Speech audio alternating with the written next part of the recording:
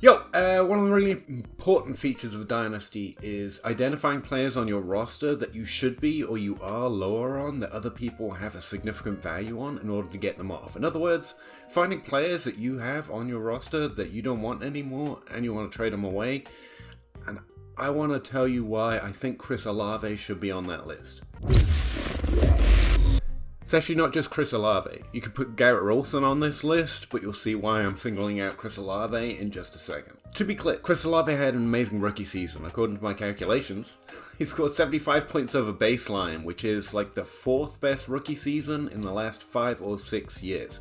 If you filter by how good his rookie season is, using reasonable threshold across target share or points scored or value over baseline, whatever calculation you want to use or whatever threshold you want to use, it's just green lights. Amari Cooper, AJ Green, Allen Robinson, they're all good players. There's no reason to suspect that Chris Olave or Garrett Wilson are not going to be good moving forward. I'm actually pretty convinced they're going to be. Chris Olave and Garrett Wilson right now drafted in the top 12 wide receivers in Dynasty, and since Dynasty ADP slants towards the wide receiver position pretty strongly, that's a really high valuation of players overall.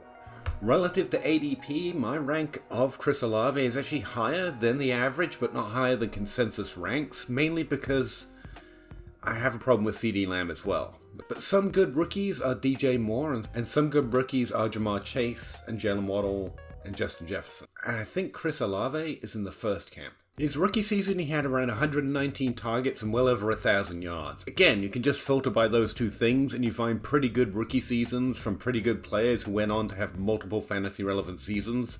If you look at the nature of breakouts over time, what you find is that players tend to break out at their level. I looked at this in an article for DLF talking about how and when wide receivers break out since 2010. And while it's not always true, because there is nothing that is always true, typically once players start to get their role, or you see them with a full role on an NFL offense, you've kind of seen the majority of their ceiling.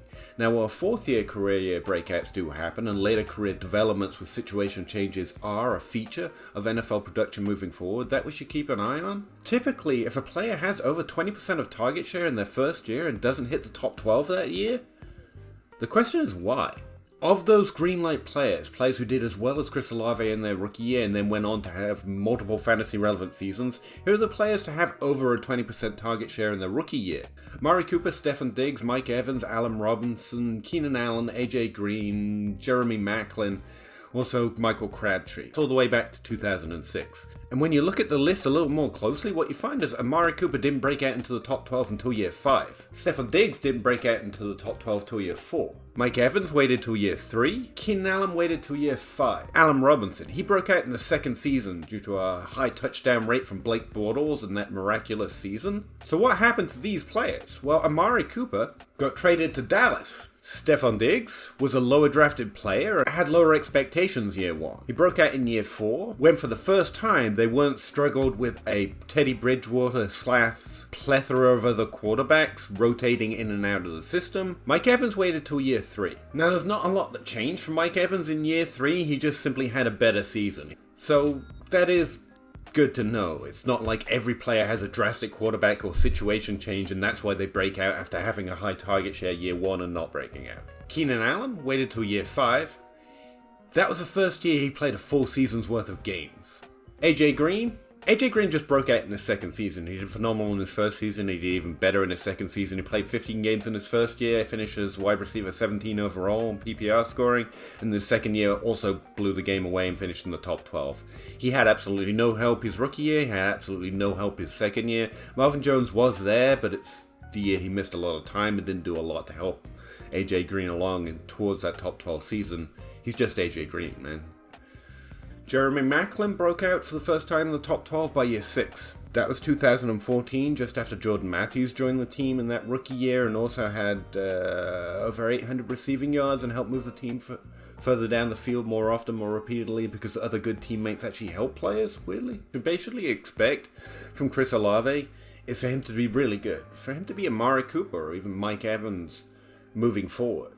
But you gotta remember those players showed a ceiling early on in their career. It wasn't until they saw positional changes or increases around them that they really broke out into a high level. Amari Cooper was literally traded to a different team with a better quarterback. It's not that these players aren't good, or we aren't seeing them demonstrate really early how they're able to take over a role and dominate with it in the NFL. It's not that they shouldn't be in the top 12 for dynasty wide receivers.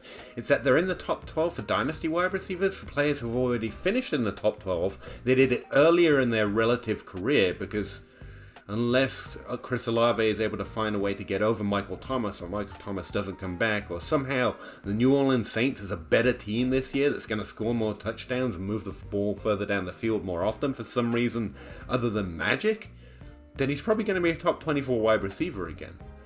Garrett Wilson should also be on this list, but you could have slightly more hope that the New York Jets have found a way to improve their offense, which I know is a Lucy with a football moment for fantasy football. The Jets are finally going to put it together. We've been saying that for a while. But Aaron Rodgers plus the surrounding talent does seem to suggest there is more upside for that team this year than there was last year. And all Garrett Wilson has to do is hold on to his role, which he's going to do. He'll probably score more touchdowns, right?